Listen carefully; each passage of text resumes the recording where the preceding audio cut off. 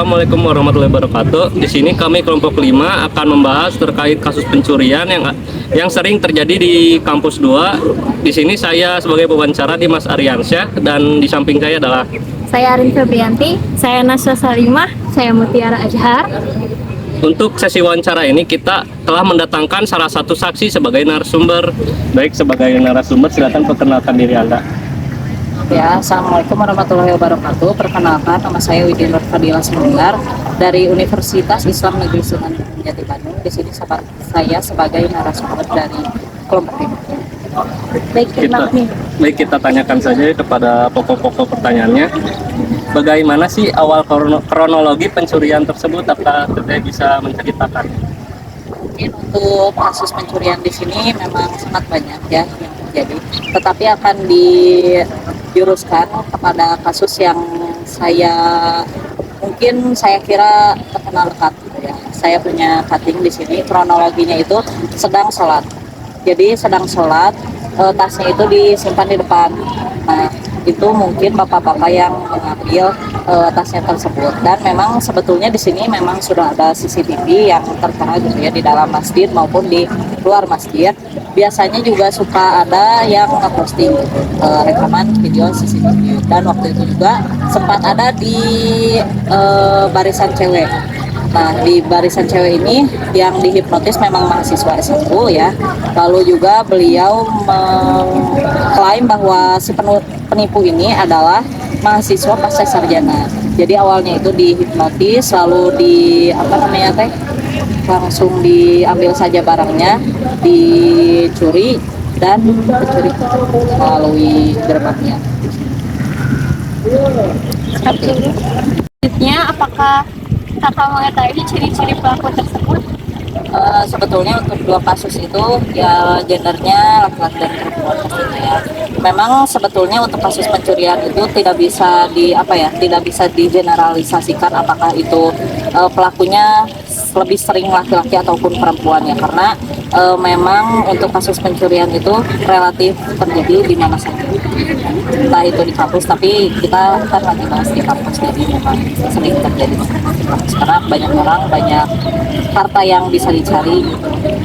Pak Tiga. Oke, pertanyaan selanjutnya, apa tindakan yang kakak akan lakukan jika menemui kejadian pencurian tersebut? Sebetulnya untuk pelaku pencurian itu memang sudah tidak benar, karena ya mencuri hak orang lain gitu ya, pasti sebagai manusia gitu ya, pastinya memang harus dibenarkan gitu. Jadi langsung saja ditegur gitu, itu tidak boleh gitu. Tetapi untuk sekarang saya memang bukan yang saksi langsung gitu ya, makanya saya hanya bisa menebar informasi sebagai manusia yang memang berteman dengan ya korban gitu ya. Jadi saya menyebarkan informasi supaya informasi tersebut bisa lebih berguna untuk kita semua gitu. Entah itu sebagai pengingat gitu ya, agar selalu senantiasa berhati-hati, entah itu di lingkungan kampus ataupun di lingkungan yang diaman. Menurut pengamatan kakak nih, kapan gitu waktu paling rawan terjadinya pencurian di masjid tersebut gitu? Untuk waktu paling rawan itu pagi sampai dengan sore, karena aktivitas mahasiswa itu dari pagi sampai sore. Untuk malam itu biasanya hanya kajian, jadi mungkin hanya beberapa orang yang akan masuk ke masjid gitu. Dari maghrib sampai subuh mungkin ya, karena memang di sini itu ada ada satpam gitu yang memang sebenarnya berjaga juga gitu.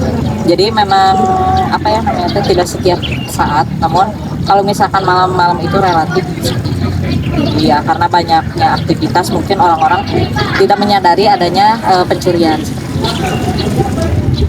Bagaimana harapan kakak untuk mencegah kasus ini terulang kembali? Menurut saya sih CCTV memang sudah tidak cukup ya, karena menurut pengamatan saya CCTV sudah ada di dalam ataupun di luar gitu ya. Buktinya masih ada gitu ya, karena sebetulnya tidak luput juga kita itu di mana bakal ada tindak kekerasan termasuk pencurian gitu ya. Untuk mencegah mungkin jaga-jaga barang sendiri saja gitu ya, karena tidak perlu mengandalkan orang lain untuk menjaga apa namanya menjaga barang berharga gitu ya, tidak perlu juga untuk mengandalkan satpam meskipun memang itu tugasnya gitu ya. Jadi harapan saya tetaplah berhati-hati untuk mahasiswa maupun umum di sekitar kampus maupun di sekitar lingkungan yang ramai terjadi dan rawan untuk adanya ya terjadinya pencurian. Terima kasih kepada kakak karena telah menjadi narasumber dan memberikan informasi terkait isu pencurian ini. Baik, kita tutup saja. Wassalamualaikum warahmatullahi wabarakatuh.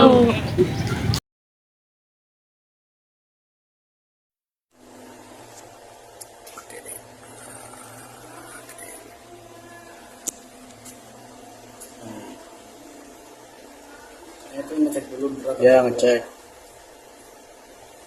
Saya itu yang belakang itu sama kan? Belakang ini dia lihat ada yang baju merah ini kan di belakang juga dia, jadi tapi nggak tahu komplotan juga nggak tahu nih. Iya, nggak tahu nih. Itu lihat aja nih dua ini. Ada lagi masih sama masuk.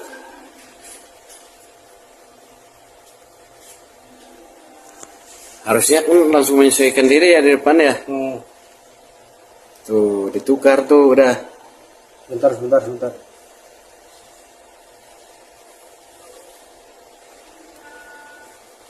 Langsung keluar dia. Sholat ini mah ini sholat. Ya, Ini nih. sana udah simpen jauh.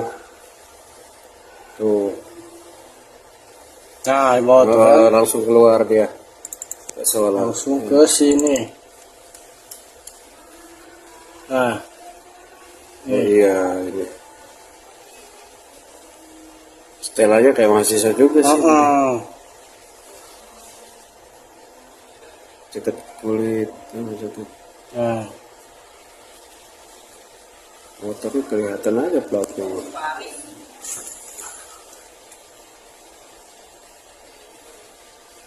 Motornya nggak bisa di zoom ya. nanti di sini coba. Oh, langsung pergi ya.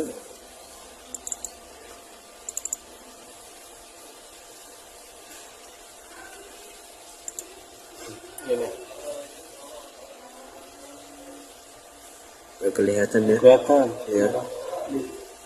Udah pergi. Warna merah motornya ya. Oh, nggak jelas. Ya udah.